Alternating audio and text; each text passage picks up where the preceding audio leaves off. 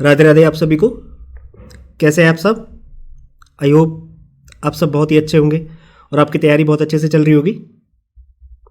तो देखो, आज की इस वीडियो में हम कन्फेशनल एफआईआर से रिलेटेड बहुत ही लैंडमार्क केस डिस्कस करने वाले हैं, जिसका नाम है Agnu Nagesia versus State of Bihar.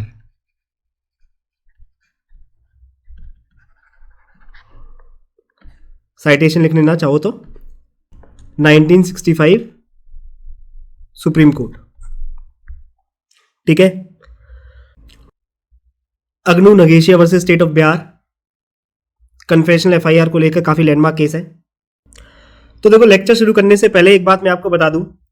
बताने को तो देखो, मैं ये केस आपको सम अप करके केवल 2 मिनट में भी बता सकता हूं, राइट?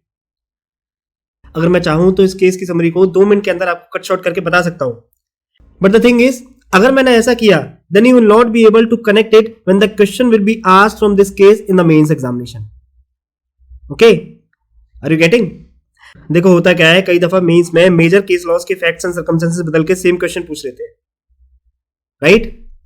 आपने अक्सर देखा भी होगा, स्पेशली दिल्ली जुडिशरी में, दिल्ली जुडिशरी, हिमाचल, हरियाणा, पंजाब, इन सभी स्टेट्स में तो कई दफा ये देखने को मिलता है।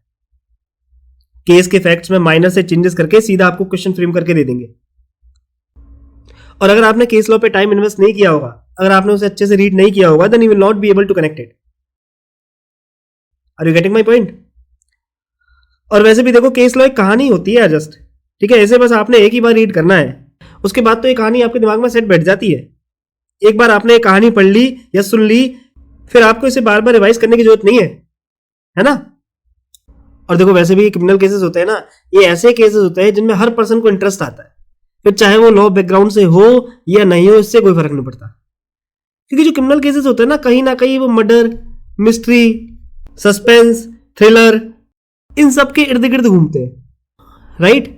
और ये ह्यूमन टेंडेंसी है, ये ह्यूमन नेचर है कि जो हमारा ह्यूमन माइंड है ना, ये जो हमारी साइकोलॉजिकल स्टेट ऑफ माइंड है, ये नेचुरली कुछ इस तरीके से डिजाइन किया हुआ है कि ये क्रिमिनल केसेस की तरफ बहुत तेजी से खिंचा चला जाता है, राइट? आरुषि तलवार का केस ले लो, सुशांत सिंह राजपूत का मर्डर केस ले लो, निर्भया गैंग रेप का केस ले लो, या नो वन किल जसिका, इसका केस ले लो।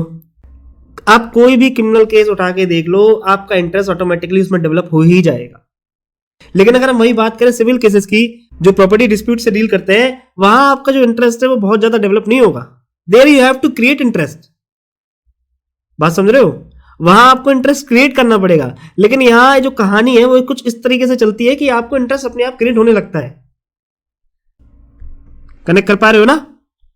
Very good. तो चलिए, केस लॉ डिस्कस करने से पहले एक बार सेक्शन 25 का ओवरव्यू से ले लेते हैं। देखो जी, सेक्शन 25 में हमने क्या पढ़ा था? Confession made to police officer shall not be proved against accused, right? Police officer को किया गया कन्फेशन एक्यूज के अगेंस्ट प्रूव नहीं किया जाएगा, irrespective of the fact that accused has made the confession voluntarily or he has made the confession by pressure or by coercion। ठीक है, ध्यान से सुनना मेरी बात को। पुलिस ऑफिसर को किया गया कन्फेशन एक्यूज के अगेंस्ट प्रूव नहीं किया जाएगा, और फिर इससे कोई फर्क नहीं पड़ता कि एक्यूज ने वो कन्फेशन चाहे वॉलेंटरली किया है, यानी खुद से गिल्ट में आकर या फ्री विल से किया है, या फिर उसने वो कन्फेशन पुलिस वाले के प्रेशर से या कोर्शन से या 3rd डिग्री टॉर्चर में आके किया।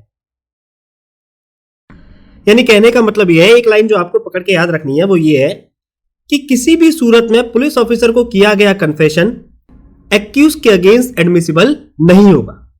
ठीक है, फिर चाहे वो कन्फेशन एक्यूज ने voluntarily under the guilt police officer को किया हो, या फिर पुलिस ऑफिसर ने 3rd डिग्री टॉर्चर का इस्तेमाल करके एक्यूज से वो कन्फेशन एक्सट्रैक्ट किया हो। यानी कुल मिला के आपको बस एक ही लाइन याद रखनी है कि पुलिस ऑफिसर को किया गया कन्फेशन किसी भी सूरत में एक्यूज के अगेंस्ट एडमिसिबल नहीं होगा। क्यों? Because section 25 is based on the presumption that confession to police officer is not made voluntarily. Okay? हम ये प्रिज्यूम करके चलते हैं कि पुलिस ऑफिसर को किया गया कन्फेशन वॉलेंटरली नहीं किया गया है. We presume that police officer exercises torture or third degree method in order to extract the confession from accused person. Right? हम ये मान के चलते हैं कि जो पुलिस ऑफिसर है वो एक्यूज से कन्फेशन एक्सट्रैक्ट करने के लिए उसको फिजिकली असॉल्ट करता है, उसके साथ थर्ड डिग्री टॉर्चर यूज करता है. और देखो इसीलिए लॉजिकल रेलेवेंसी और लीगल रेलेवेंसी की वीडियो में हमने डिस्कस किया था, confession made to police officer is logically relevant but not legally relevant. Police officer को किया गया कन्फेशन लॉजिकली तो रेलेवेंट है लेकिन लीगली रेलेवेंट नहीं है. ओके, समझ में आया ना? तो इस प्रिजम्पशन के चलते confession made to police officer shall not be proved against the accused person. Right? So basically confession to police officer is not barred. अगर आप ध्यान से देखो, confession to police officer is not barred. अगर accuse police officer को confession करना चाहता है तो बिल्कुल कर सकता है, उसके ऊपर कोई रेस्ट्रिक्शन नहीं है. But the point is such confession can not be prove against the accused, और we can say police officer और public prosecutor can not prove such confession in court. Clear? अगर एक्यूज पुलिस ऑफिसर को confession करना चाहता है तो वो बिल्कुल कर सकता है, कन्फेशन करने पर कोई मनाही नहीं है, बिल्कुल करे.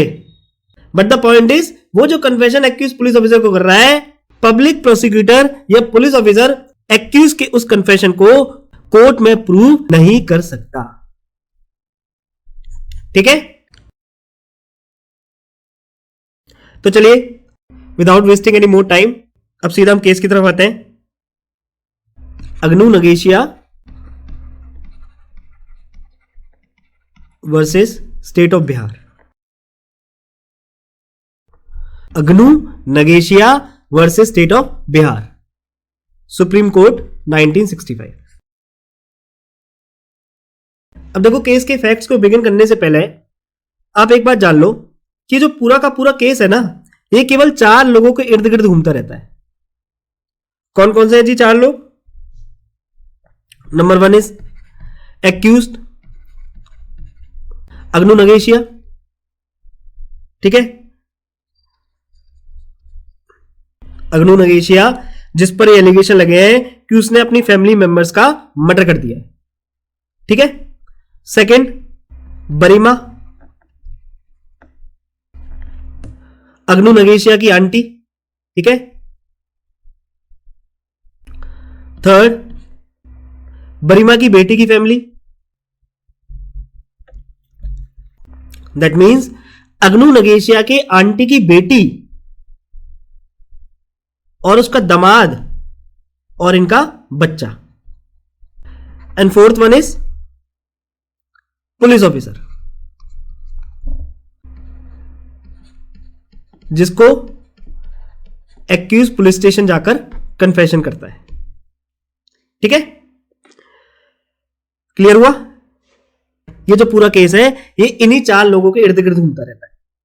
Number 1 is accuse Agnu Nageshia जिस पर एलिगेशन लगे हैं कि उसने बरीमा और बरीमा की बेटी की फैमिली इन सब का मर्डर कर दिया है. सेकंड वन इज बरीमा एक्यूज की आंटी. थर्ड वन इज बरीमा की बेटी की फैमिली, बरीमा की बेटी, उसका पति और उसका बच्चा. And fourth one is police officer. ठीक है? और चाहो तो आप इनका नाम ऐड कर सकते हो. Daughter name was Chamin, husband name was Somra and that son name was Dilu. ठीक है? सोमरा, चमीन एंड डीलू. अब चलिए इस केस के फैक्ट्स पर आते हैं. देखो इस केस में क्या होता है, प्रोसिक्यूशन एक्यूज पर एलिगेशन लगाता है कि जनाब 11 अगस्त 1963 11 अगस्त 1963 को सुबह 7-8 बजे के आसपास एक्यूज ने अपनी ही फैमिली मेंबर्स का मर्डर कर दिया और मर्डर करने के बाद उसी दिन यानी 11 अगस्त को ही दोपहर के 2-3 बजे वो पुलिस स्टेशन जाता है और पुलिस ऑफिसर को A to Z सब कुछ स्टेट कर देता है। ठीक है, एक बार रीड कर लेते हैं इसको। The prosecution case is that on August 11, 1963 between 7 a.m. and 8 a.m. the appellant here means accused, जिसने सुप्रीम कोर्ट का डोर नॉक किया है, murdered Somra in a forest known as Dungijaran Hills and later Chamin in Kesari Gara field and then Ratni and Dilu in the house of Ratni at village Jamtoli. The first information of the offence was lodged by the appellant himself at police station Palkot on August 11, 1963 at 3:15 p.m. ठीक है, तो prosecution का case क्या है कि 11 अगस्त 1963 को सुबह 7-8 बजे के आसपास एक्यूज ने अपनी फैमिली मेंबर्स का मर्डर कर दिया है और मर्डर करने के बाद दोपहर 3 बजे वो पुलिस स्टेशन जाता है और पुलिस स्टेशन को A to Z सब कुछ स्टेट करता है। अब वो पुलिस ऑफिसर को क्या स्टेट करता है, एक बार इसको रीड करते हैं। The first information report reads as follows. Murder करने के बाद दोपहर 3 बजे एक्यूज पुलिस ऑफिसर को जो FIR रिकॉर्ड कराता है वो कुछ इस तरीके से है। मैं एक बार इसको इंग्लिश में रीड कर देता हूं। My name is Agnu Nagesia, my father's name is Lodhi Nagesia, I am a resident of Lothwa, Tola Jamtoli, thana Palkot, district Ranchi. Today Sunday, date not known, at about 3 p.m. I having come to the police station make a statement before you, the SI of police, that on account of my Barima aunt having given away her property to her daughter and son-in-law, quarrels and troubles have been occurring among us. My Barima has no son and she is a widow. Hence, on her death, we shall be owners of her lands and properties, and daughters and son-in-law of Barima shall have no right to them. She lives separate from us and lives in her house with her daughter and son-in-law, and I live with my brother separately in my house. Our lands are separate from the time of her father. Today, in the morning, at about 7 to 8 a.m., I had won with a tangi to Duni Jahar Pahar to cut shrubs for fencing. I found Somra sitting alone there, who was grazing cattle there. Fourth, seeing him, I got enraged and dealt him with a tangi blow on the fill calf of a right leg, whereby he toppled down on the ground. Thereupon, I dealt him several blows on the head and the face, with the result that he became speechless and died. At that time, there was none near about on that pahar. Fifth, thereafter I came to the Kesari Garu field. Somra's wife Chamin was weeding out grass in the field. I struck her also on a sudden on the head with a set tangi, whereby she dropped down on the ground and died then and there. Thereafter, I dragged her to the adjoining field and led her in a ditch to the north of it and covered her body with a gongu, pala ke chatta, so that people might not see her. There was no person then at that place also. Thereafter, I armed with that tangi went to the house of my Barima to kill her. When I reached there, I found that she was sitting near the hut which was burning. Reaching there, all on a sudden, I began to strike her on the head with the tangi, whereupon she dropped down dead at that very place. Near her, Somra's son, aged about 3-4 years, I also struck him with the tangi. He also fell down and died. I finished line of my Barima so that no one could take share in the properties. I hid the tangi in the jahari of my Barima's house. Later on, I narrated the occurrence to my chacha, father's brother, Lera, that I killed the aforesaid 4th person with tangi. After some time, I started for the police station, lodged information, and reaching the police station, I make the statement before you. My Barima had all been quarreling like Murak, foolish woman, and being vexed, I did so. All the dead bodies and the tangi would be lying in those places. I can point them out. This is my statement. I got it read over to me, and finding it correct, I affix my left thumb impression. तो case के fact समझ में आए आपको? I guess थोड़ा बहुत तो idea आपको लग ही गया होगा। तो एक बार रीड करते हैं। जो अग्नु नगेशिया है वो पुलिस स्टेशन में पुलिस ऑफिसर को जाके क्या FIR लॉन्च कराता है कि मैं अग्नु नगेशिया, लोधी नगेशिया का बेटा, residence of so and so, आज इतवार को 3 बजे पुलिस स्टेशन में स्टेटमेंट देने आया हूं कि मैंने अपनी आंटी बरीमा का मर्डर कर दिया है। मैंने उनका मर्डर इसलिए किया क्योंकि उन्होंने अपने हिस्से की सारी प्रॉपर्टी अपनी बेटी और दामाद के नाम कर दी थी। मेरी आंटी अपनी बेटी और दामाद के साथ रहती थी और मैं अपने भाई के साथ अलग रहता हूं। काफी सालों पहले ही आंटी के पति की डेथ हो गई थी और उनका कोई बेटा भी नहीं था, इसलिए उनके मरने के बाद उनकी सारी प्रॉपर्टी मेरी हो जाती और बरीमा की बेटी का उस पर कोई राइट नहीं बनता। पर मेरी आंटी ने ऐसा होने नहीं दिया और उन्होंने सारी प्रॉपर्टी अपनी बेटी के नाम कर दी, जिसके कारण कई दिनों से मेरे और आंटी के बीच में डिस्प्यूट्स अराइज हो रहे थे। और आज सुबह तकरीबन 7-8 बजे मैंने झाड़ी काटने के लिए तांगी ली और खेत पर चला गया। अगर आपको पता ना हो तांगी क्या होती है, तो तांगी जो है ना, वो खेतों को काटने का एक औजार रहता है, ठीक है, दरात भी बोलते हैं जिसको। ओके, तो आज सुबह तकरीबन 7-8 बजे मैंने झाड़ी काटने के लिए तांगी ली और खेत पर चला गया। वहां मैंने सोमरा आंटी के दामाद को देखा, जो अकेले बैठा हुआ था और भेड़ बकरियों को चरा रहा था। उसे देखते ही मुझे गुस्सा आ गया और मैंने तांगी से उसकी बॉडी पर अटैक करके उसका मर्डर कर दिया। उस समय खेत पर कोई भी नहीं था। उसके बाद मैं दूसरे खेत की ओर गया, जहां सोमरा की पत्नी यानी मेरी आंटी की बेटी खेत से घास काट रही थी। उस समय भी वहां कोई मौजूद नहीं था और मैंने उसी तांगी से उसके सर पर अटैक किया और उसकी डेथ कॉज कर दी। और उसके बाद मैंने उसकी बॉडी को बड़ी बड़ी पत्तियों से कवर कर दिया, जिससे कि आता जाता कोई भी आदमी उसको देख ना सके। अब आंटी की बेटी का मर्डर करने के बाद मैं अपनी आंटी का खून करने उनके घर गया और घर पहुंचते ही मैंने उसी तांगी से उनको भी मौत के घाट उतार दिया। और वहीं पास में मेरी आंटी के दामाद का बेटा यानी सोमरा का बेटा भी खेल रहा था और मैंने उसी तांगी से उसका भी काम तमाम कर दिया, ताकि जो प्रॉपर्टी है वो उस बच्चे को भी पास ऑन ना हो पाए। इन सभी मर्डर को करने के बाद और उनकी लाशों को ठिकाने लगाने के बाद मैंने उस तांगी को आंटी के घर के ही झाड़ी में छिपा दिया। और इसके बाद मैंने पूरी वारदात अपने चाचा को बताई कि किस किस तरीके से मैंने इन चारों लोगों का मर्डर कर दिया। और अब मैं पुलिस स्टेशन आया हूं और पुलिस स्टेशन आके आपको ये सब बता रहा हूं। सभी डेड बॉडीज और तांगी वही है जहां मैंने आपको बताया है, और अगर आप कहोगे तो मैं खुद पॉइंट आउट करके आपको बता दूंगा। तो एक्यूज अग्नू नगेशिया ने मर्डर करने के बाद पुलिस स्टेशन जाके ये पूरी एफआईआर इस तरीके से लॉन्च कराई। तो आप देख रहे हो प्रॉपर्टी का जो चक्कर है वो कितना बड़ा चक्कर है। प्रॉपर्टी के चक्कर में अग्नू नगेशिया ने उस पूरे के पूरे खानदान को ही मिटा दिया।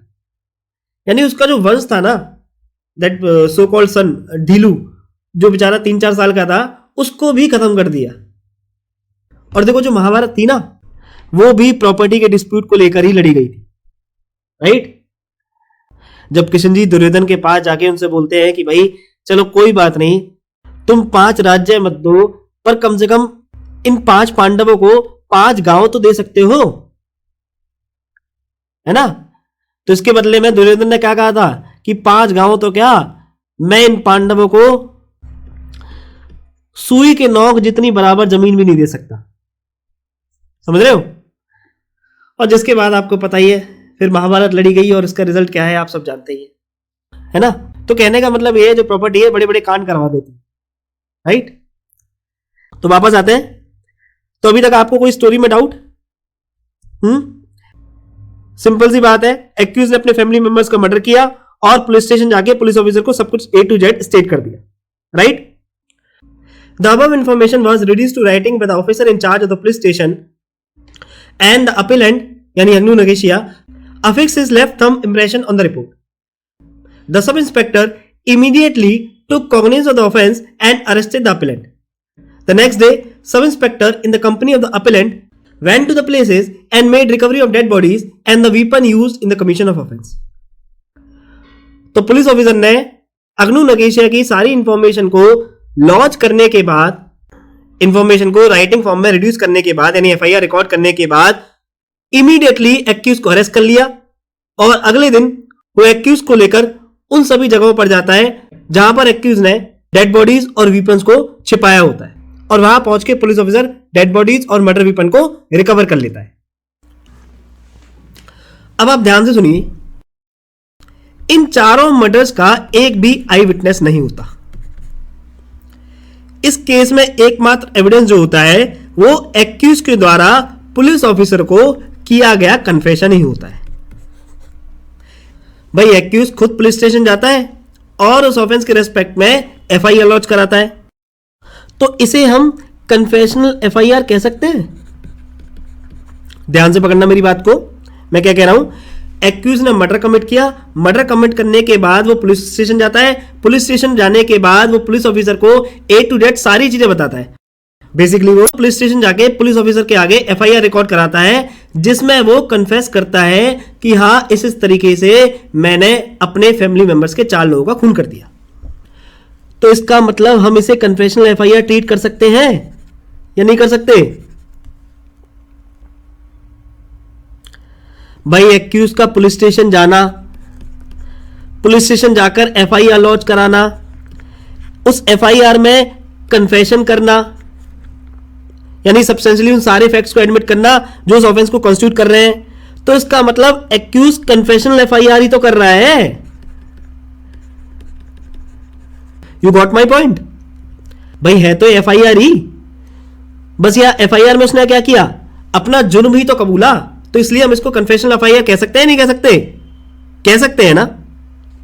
तो देखो लोअर कोर्ट और पटना हाई कोर्ट ने क्या किया, उन्होंने एक्यूज की कन्फेशनल एफआईआर में से, एक्यूज ने जो कन्फेशनल एफआईआर पुलिस ऑफिसर को स्टेट करी थी उसमें से motive, preparation, intention, subsequent conduct etcetera, इन सब पार्ट्स को अलग किया और कन्फेशनल पार्ट से कि yes I have committed the murder, इस पार्ट से सेपरेट करके एक्यूज को कन्विक्शन ग्रांट कर दी। ठीक है, बात समझ में आ रही है?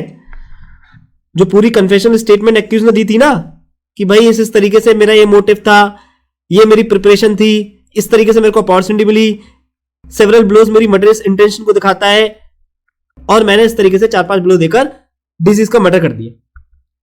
तो एक्यूज की इस पूरी कन्फेशन एफआईआर में से पटना हाईकोर्ट ने क्या किया, इन सभी पार्ट्स को एक्यूज का जो कन्फेशन था yes I have committed the murder, इससे अलग कर दिया और एक्यूज को डेथ पेनल्टी ग्रांट कर दी। अब जो अग्नू नोगेशिया है वो सुप्रीम कोर्ट का डोर नॉक करते हैं, वो सुप्रीम कोर्ट में अपील फाइल करते हैं। तो डिफेंस काउंसिल ने सुप्रीम कोर्ट में यह प्ली ली कि जनाब चूंकि एक्यूज ने जो स्टेटमेंट पुलिस ऑफिसर को करी है, that entire statement is a confession and therefore it will be hit by section 25 of Indian Evidence Act. ठीक है,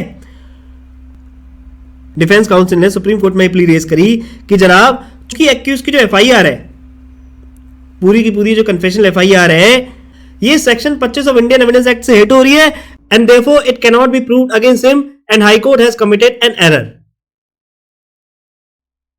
तो सुप्रीम कोर्ट ने कहा कि भैया कि ये जो सेपरेबिलिटी का टेस्ट है ना, ये एक मिसलीडिंग टेस्ट है। क्यों? क्योंकि जो कन्फेशन है वो 2 तरीके से हो सकता है, और वो 2 तरीके कौन कौन से हैं? या तो आप डायरेक्टली अपने गिल्ट को एडमिट कर लो, या फिर आप सब्सटेंशियली उन सारे फैक्ट्स को एडमिट कर लो जो उस ऑफेंस को कॉन्स्टिट्यूट कर रहे हैं। सुप्रीम कोर्ट ने पाकला नारायण स्वामी और वीरा इब्राहिम की जजमेंट पर रिलाई करते हुए यह हेल्ड किया कि confession must either admit in terms of the offense or at any rate substantially all the facts which constitute the offense। याद है आपको सेक्शन 25 की वीडियो में हमने पढ़ा था, confession must either admit in terms of the offence और at any rate substantially all the facts which constitute the offence.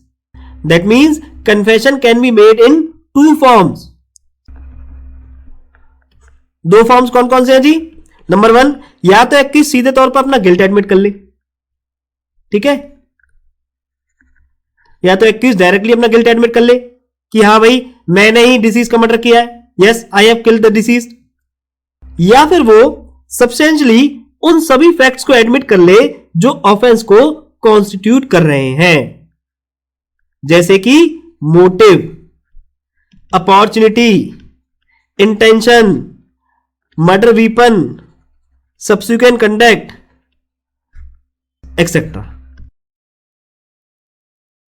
चाहो तो आप इसके रेस्पेक्ट में केस का नाम लिख सकते हो, that confession must either admit in sums of the offence और at any rate substantially all the facts which constitute the offence.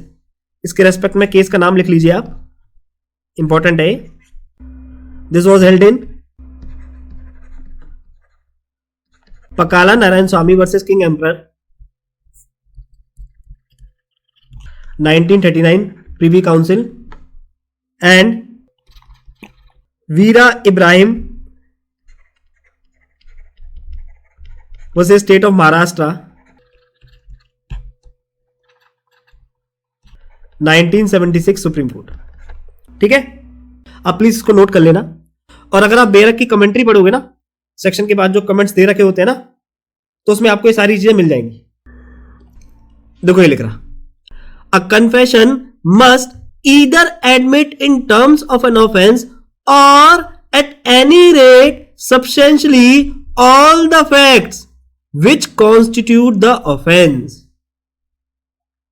ठीक है, कन्फेशन या तो ऑफेंस के टर्म्स को एडमिट करे, that is I have killed that person, I have murdered that person, या फिर वो सब्सटेंशियली उन सभी फैक्ट्स को एडमिट करे जो उस ऑफेंस को कॉन्स्टिट्यूट यानी गठन या बना रहे हैं, जैसे motive, preparation, intention, subsequent conduct etcetera. Okay, तो अबव केस में, अग्नु नगेशिया के केस में,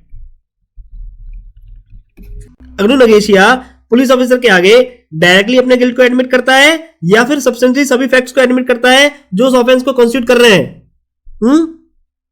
बताइए। Yes, very good. वो सब्सटेंशियली सारे फैक्ट्स को एडमिट कर रहा है जो उस ऑफेंस को कॉन्स्टिट्यूट कर रहे हैं। कैसे पता लगा?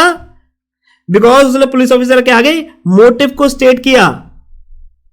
And what was the motive? Property dispute. फिर उसने मर्डरियस वीपन को भी डिस्क्लोज किया। उसने बताया कि उसने टांगी से, दराती से उन सभी लोगों का मर्डर किया। फिर उसने अपॉर्चुनिटी स्टेट करी।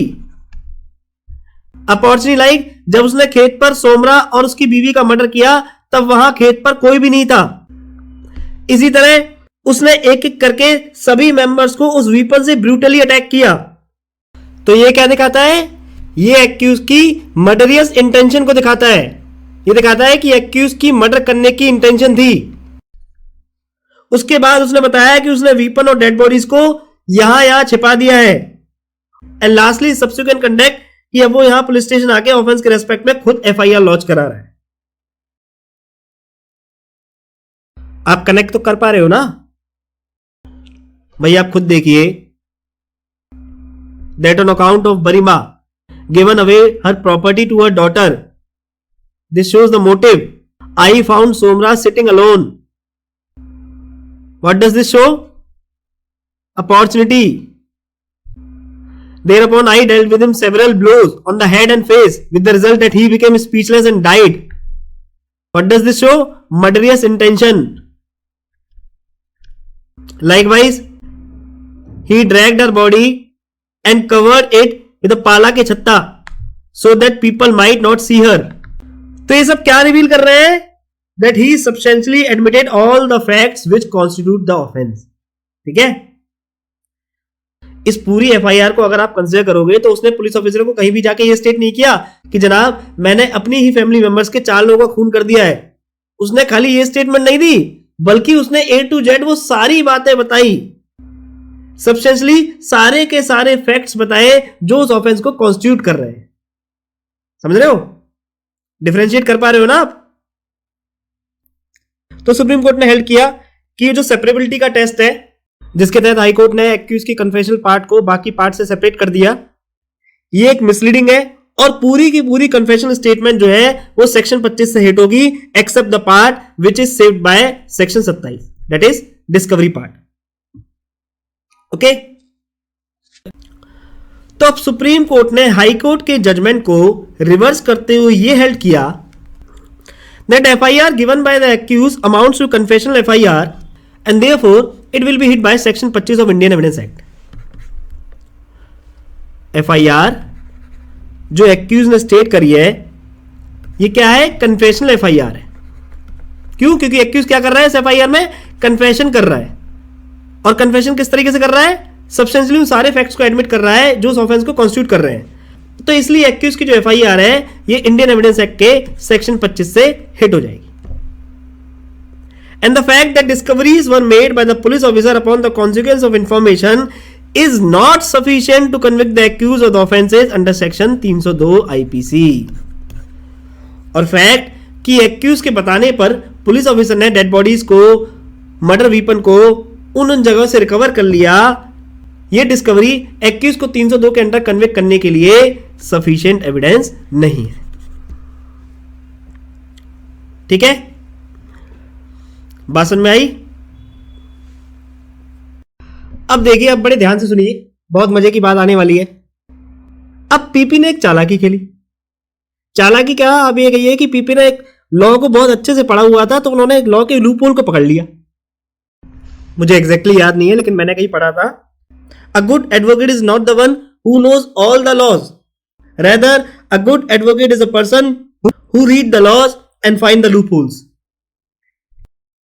तो अब सरकारी वकील ने कोर्ट रूम में क्या कंटेंशन रेज करी कि जनाब, जिस समय अग्नु नगेशिया ने पुलिस ऑफिसर को कन्फेशन किया उस समय तो वो एक्यूज था ही नहीं. While stating his information to police officer, he was not accused at that point of time. He was not accused of any offense. He was made accused subsequently after recording his FIR. Only after recording his information on FIR, police officer arrested him and made him accused.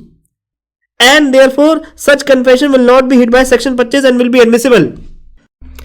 आपको समझ आया मैंने क्या बोला? भाई, public prosecutor ने court में अब ये कंटेंशन रेज करी कि जनाब, चूंकि जब एक्यूज ने पुलिस ऑफिसर के आगे कन्फेशन इंफॉर्मेशन या कन्फेशनल एफआईआर रिकॉर्ड कराई थी, उस समय तो वो एक्यूज था ही नहीं. उस समय तो पुलिस ऑफिसर को यही नहीं पता था कि इस तरह का कोई ऑफेंस भी हो रखा है. पुलिस ऑफिसर ने तो उसे बाद में एक्यूज बनाया जब उसने कन्फेशनल एफआईआर रिकॉर्ड करा ली. और जो सेक्शन 25 का बार है वो किस पे अप्लाई होता है? एक्यूज पे, है ना? सेक्शन 25 यही तो स्टेट करता है, no person accuse of any offence. तो इसलिए एक्यूज के द्वारा किया गया कन्फेशन सेक्शन 25 से हिट नहीं होगा and it will B admissible. Right? अब देखो, अगर आप लॉयर के माइंड से सोचोगे ना, तो बहुत ही शानदार पॉइंट उन्होंने रेस किया है. मतलब मानना पड़ेगा कि उनकी स्मार्टनेस को या उनके रीडिंग करने के तरीकों को, कि किस तरीके से उन्होंने लॉ के एक लूप होल को फाइंड आउट कर लिया, है ना? तो सुप्रीम कोर्ट ने इस इश्यू को डिटरमाइन करते हुए यह हेल्ड किया, term accuse under section 24 to 28 means any person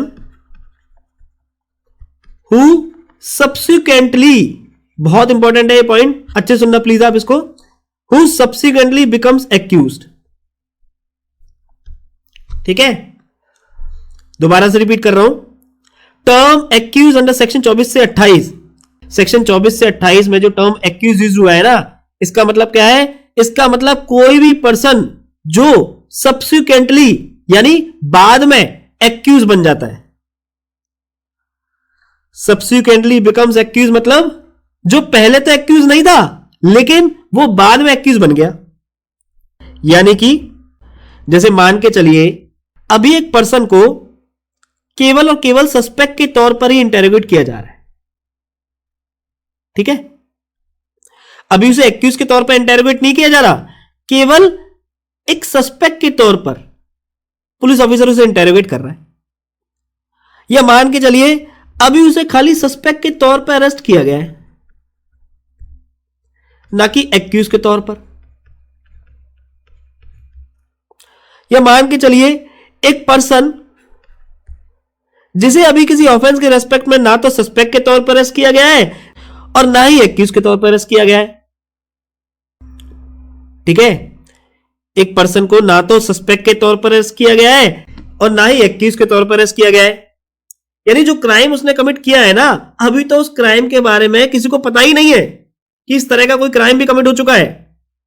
वो तो खुद पुलिस ऑफिसर के पास जा रहा है. जैसे अग्नु नगेशिया के केस में पुलिस ऑफिसर को तो नहीं पता है कि इस तरीके से 4 मर्डर हो चुके हैं, है ना? और ना ही पुलिस ऑफिसर ने अग्नु नगेशिया को सस्पेक्ट के तौर पर इंटरोगेट किया और ना ही उसे सस्पेक्ट के तौर पर अरेस्ट किया.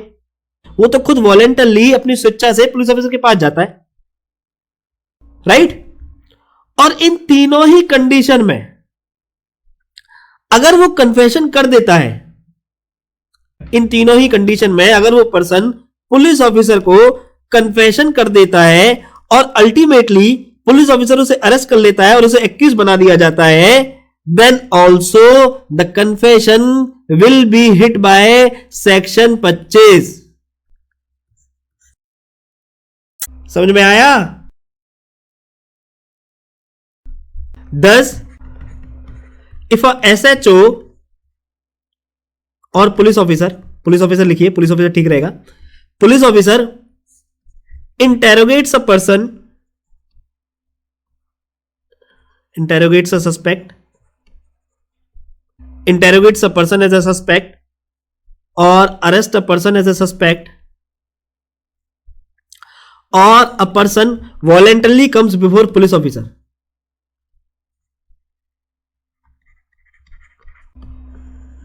against whom, इन तीनों लोगों के against there is no formal accusation. इन तीनों लोगों के अगेंस्ट किसी भी तरह का कोई भी फॉर्मल एक्यूजिशन अभी नहीं लगाया गया है। And such person made a confession,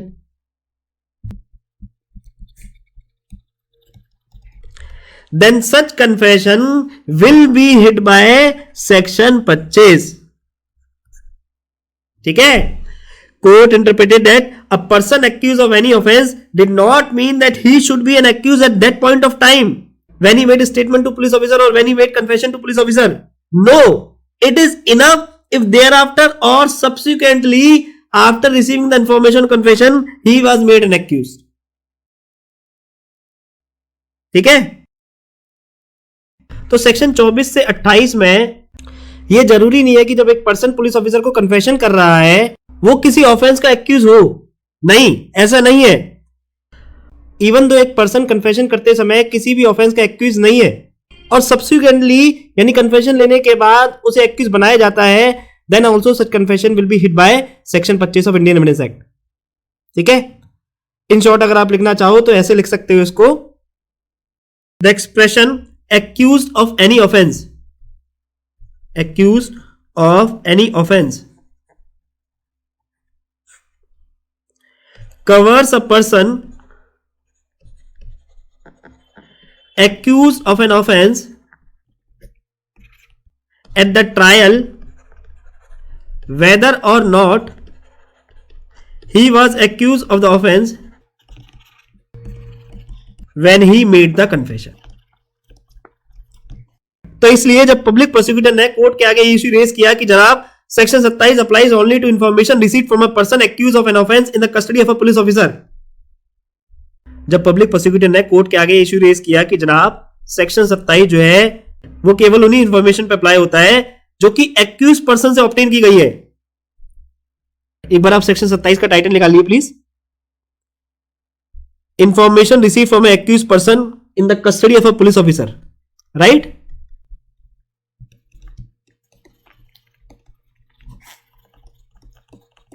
तो इसलिए जब पब्लिक प्रोसिक्यूटर ने कोर्ट के आगे इश्यू रेज किया कि जनाब section 27 applies only to information received from a person accused of an offence in the custody of a police officer, accused of an offence in the custody of a police officer, and while stating information to police officer he was not accused of any offence, thus he will not be treated as accused and therefore such confession will not be hit by section 25 of Indian Evidence Act। यानी police officer को information state करते वक्त वो person यानी अग्नु नगेशिया किसी भी offence का accused नहीं था, इसलिए हम उसको एक्यूज नहीं मानेंगे।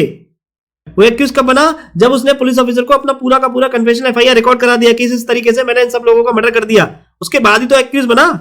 पुलिस ऑफिसर को तो पहले से नहीं पता था कि भाई इस तरीके से मर्डर हो चुका है, इस तरीके से पर्सन किसी का मर्डर करके आ रखा है ना? तो इसलिए पीपी ने जब कोर्ट के आगे एक कंटेंशन रेज की कि जनाब पुलिस ऑफिसर को इंफॉर्मेशन रिकॉर्ड कराते समय या पुलिस ऑफिसर को कन्फेशन एफआईआर रिकॉर्ड कराते समय अग्नु नगेशिया किसी भी ऑफेंस का एक्यूज नहीं था, इसलिए हम इसको एक्यूज ट्रीट नहीं करेंगे and therefore it will not B hit by section 25 of Indian evidence act. तो कोर्ट ने इस कंटेंशन को रिजेक्ट करते हुए यह कहा कि term accuse means any person who subsequently यानी बाद में देयर आफ्टर इंफॉर्मेशन बताने के बाद मेड और बिकम्स एन एक्यूज पर्सन। और कोर्ट ने कहा कि इस केस में हम ये प्रिज्यूम करके चल रहे हैं कि कन्फेशनल एफआईआर को रिकॉर्ड कराते समय एक्यूज जो था वो पुलिस ऑफिसर की कंस्ट्रक्टिव या फिर डीम्ड कस्टडी में था। ठीक है। In the result, the appeal is allowed, the conviction and sentence passed by the courts below are set aside, and the appellant is directed to be set at liberty immediately. Appeal allowed. Okay?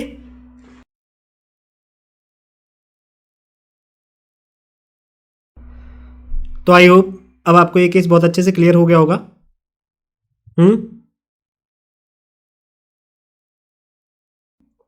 तो इसी के साथ आप एक बात और याद रखना कि सुप्रीम कोर्ट ने 1978 में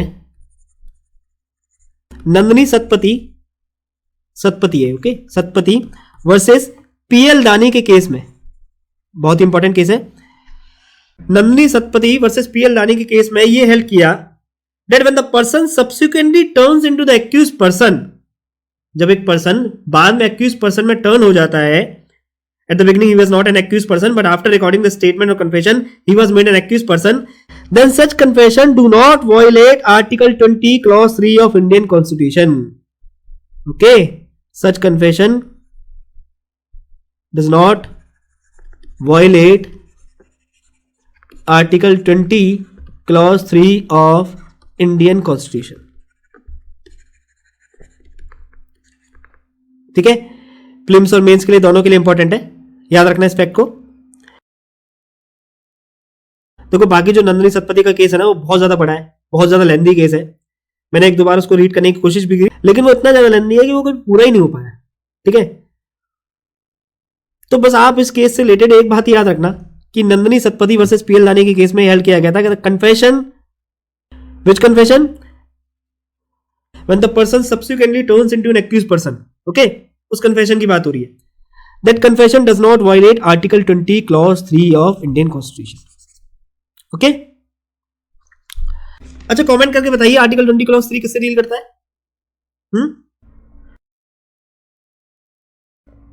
तो देखो सुप्रीम कोर्ट ने इस केस में कुछ और छोटे मोटे इश्यूज को भी डिटरमाइन किया, इस पर भी हम एक बार नजर डाल लेते हैं।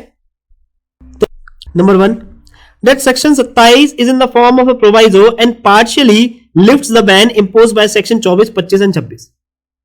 Section 27 is in the form of a proviso and partially lifts the ban imposed by section 24, 25 and 26. That means confession made to police officer or in the custody of a police officer will be hit by section 25. But if such confessional statement leads to discovery of any fact, then it will be admissible. भाई ban क्या लगा हुआ है कि police officer को किया गया confession is not admissible and can not be proved against the accuse, right? But section 27 क्या कर रहा है, इस बैन को पार्शियली, एब्सोल्युटली नहीं बट पार्शियली रिमूव कर रहा है। पार्शियली कैसे रिमूव कर रहा है कि इस पूरी की पूरी कन्फेशनल स्टेटमेंट में से हम केवल उतना पार्ट जो फैक्ट की डिस्कवरी से लीड कर रहा है या फैक्ट की डिस्कवरी को शो कर रहा है उतना पार्ट एडमिट कर लेंगे। ठीक है, पूरी कन्फेशनल स्टेटमेंट में से केवल उतना पार्ट जो फैक्ट की डिस्कवरी से लीड कर रहा है that will be admitted and be proved. Alright, आप सेक्शन 27 को एक बार खोल के देखिए। जो सेक्शन 27 का ओपनिंग वर्ड है ना वो प्रोवाइजो से स्टार्ट है। आप देखना इस चीज को, section 27 begins with the word proviso. Proviso means कि ये कोई इंडिपेंडेंट सेक्शन नहीं है बल्कि ये एक एक्सेप्शन है। एक्सेप्शन किसका? सेक्शन 24, 25 और 26 का। ओके, बाकी इसको लेकर आप ज्यादा परेशान मत होना, जब हम सेक्शन 27 को डिस्कस करेंगे तब इस पूरे टॉपिक को एग्जॉस्टिवली कवर करेंगे। Okay, second, confession made to police officer is inadmissible. Confession made to police officer is inadmissible irrespective of the fact that whether such confession was made before any investigation was begin. Police officer को किया गया confession inadmissible ही रहेगा, फिर इससे कोई फर्क नहीं पड़ता कि वो कन्फेशन इन्वेस्टिगेशन बिगिन होने से पहले ही एक्यूज ने कर दिया। ओके, तो आपने कुछ फैक्ट्स नोटिस किए इस केस में? अग्नू नगेशिया के केस से आपने कुछ फैक्ट्स नोटिस किए? चलिए एक एक करके कुछ हाईलाइटेड फैक्ट्स को देख लेते हैं। Number 1 is, if accused person voluntarily without any pressure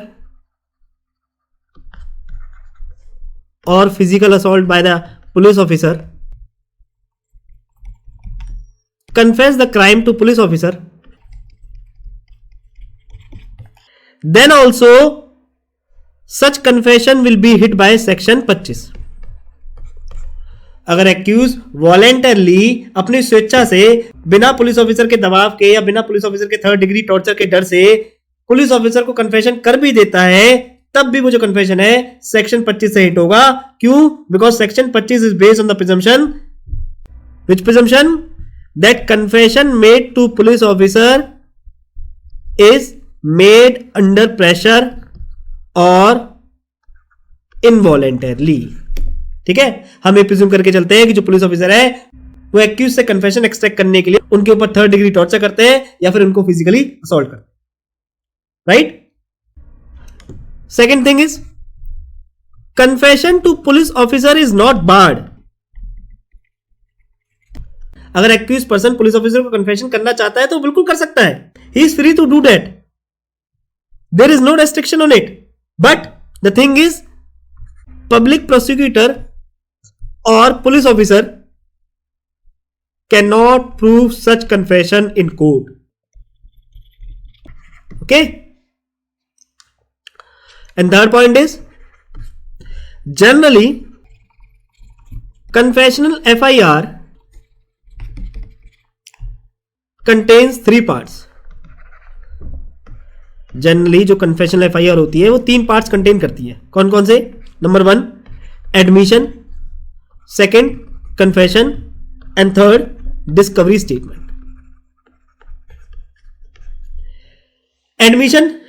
admission like I purchased the knife or I purchased that murderous weapon with which murder took place। ठीक है, जिस हथियार से, जिस वीपन से डिसीज की डेथ कॉज हुई है, वो वीपन मैंने कुछ ही दिन पहले मार्केट से परचेज किया। ठीक है, तो ये क्या है? ये एडमिशन है। राइट? क्यों? बिकॉज वो एडमिट कर रहा है कि जिस वीपन से डेथ कॉज हुई है वो वीपन उसी ने कुछ दिन पहले खरीदा था। वो यह कन्फेशन नहीं कर रहा कि मैंने ही उस वीपन से उसकी डेथ कॉज करी है, बल्कि वो ये चीज एडमिट कर रहा है, वो ये फैक्ट एडमिट कर रहा है कि जिस वीपन से डिसीज की डेथ कॉज हुई है वो वीपन कुछ दिन पहले ही मैंने मार्केट से खरीदा था। Second is confession like, yes I have committed the murder of deceased person. I myself give 4 blows to the victim leading to his death. ठीक है, मैंने ही उस पर्सन का मर्डर कमिट किया है।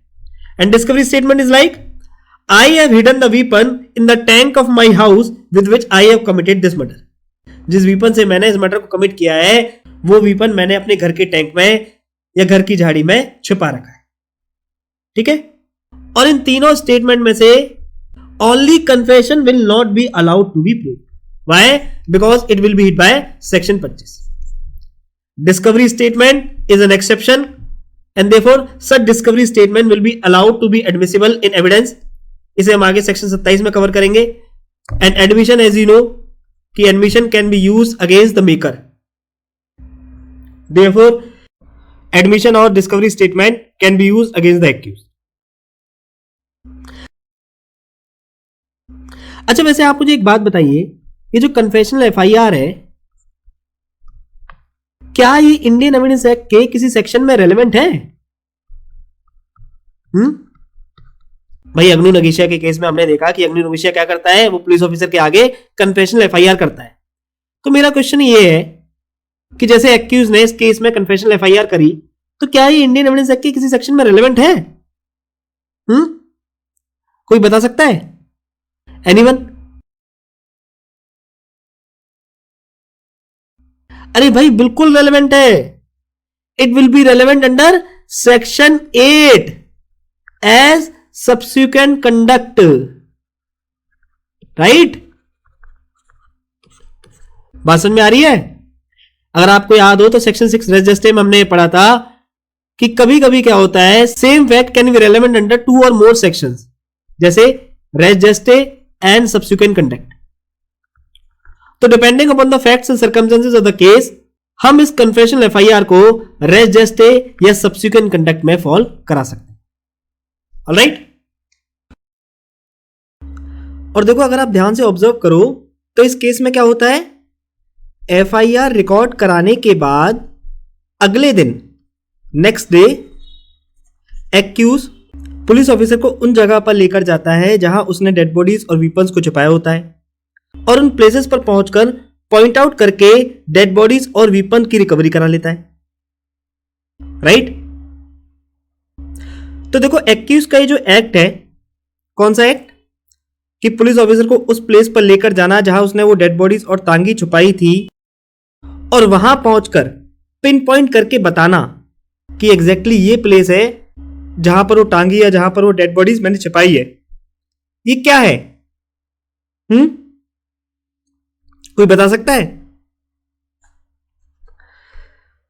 भाई अगर आप ध्यान से देखो तो ये एक्यूज का सब्सिक्वेंट कंडक्ट ही तो है ना, and therefore it will be relevant under section 8 as subsequent conduct. भाई क्राइम कमिट करने के अगले दिन एक्यूज का पुलिस ऑफिसर को उस जगह पर लेकर जाना जहां उसने डेड बॉडीज और वीपन छिपाए थे और फिर इशारा करके यानी पिन पॉइंट करके उस एक्चुअल प्लेस को बताना और उस ऑब्जेक्ट यानी डेड बॉडीज और वीपन को रिकवर कराना, ये क्या है? ये एक्यूज का कंडक्ट ही तो है। समझ रहे हो? और ये जो कंडक्ट है ये प्रीवियस कंडक्ट है या सब्सिक्वेंट कंडक्ट है? यस, वेरी गुड, ये सब्सिक्वेंट कंडक्ट है। क्यों? बिकॉज ये फैक्टर इश्यू के बाद अराइज हो रहा है, ये मर्डर के बाद अराइज हो रहा है ना। तो इसीलिए एक्यूज का पिन पॉइंट करके इशारा करके पुलिस ऑफिसर को प्लेस को शो करना, पुलिस ऑफिसर को वो जगह दिखाना, this will be relevant under section 8 as subsequent conduct. Okay. हां, पर अगर एक्यूज मर्डर करने के तुरंत बाद पुलिस ऑफिसर को उन जगह पर ले जाता है जहां उसने वो डेड बॉडीज और वीपन छिपाए हैं, then in that case it will be relevant under which section? Very good, under section 6 as res geste, same transaction. Why? Because of contemporaneous act. Okay? तो चलिए इसके रिगार्डिंग हम रीडिंग दे लेते हैं। When the accused, after having made the disclosure statement, accompanies the police officer to the place of hiding the object and thereby the object being discovered from that place, then depending upon the facts and circumstances of each case, this will be relevant under section 6 res geste or section 8 subsequent conduct of Indian Evidence Act. ठीक है। अब चलिए आप लोगों के लिए question है, आप लोग इसका आंसर करिएगा। A person charged under section 304A of IPC and a statement made by him to a police officer that, एक पर्सन को रैश ड्राइविंग के लिए यानी 304A में चार्ज किया जाता है और वो पर्सन पुलिस ऑफिसर के आगे एक स्टेटमेंट देता है। अब उस पर्सन की स्टेटमेंट क्या है इसको सुनते हैं। आई वॉज ड्रंक, मैंने दारू पी हुई थी और मैं गाड़ी को 80 माइल्स पर आवर की स्पीड से चला रहा। I could see A on the road at a distance of 80 yard, और 80 यार्ड के डिस्टेंस से मैंने ए को सड़क पर देखा, लेकिन उसको देखने के बावजूद मैंने कोई हॉर्न ब्लो नहीं किया और ना ही मैंने गाड़ी को रोकने का कोई अटेम्प्ट किया और मेरी गाड़ी ए के ऊपर चढ़ गई।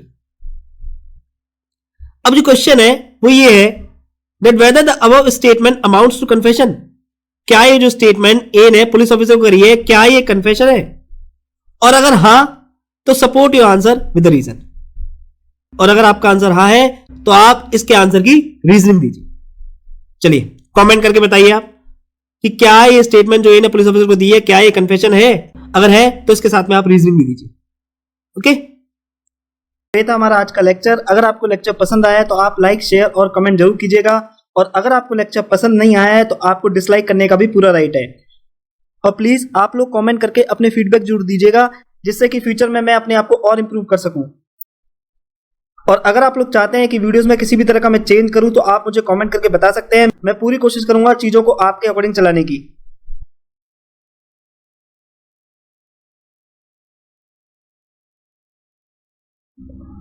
स्पेशल थैंक्स टू माय गुरु नेहा सिंह, जिन्होंने ईयर 2018 में इंडियन एविडेंस एक्ट का अपना ज्ञान मेरे साथ साझा करके मुझे लेक्चर बनाने के काबिल बनाया।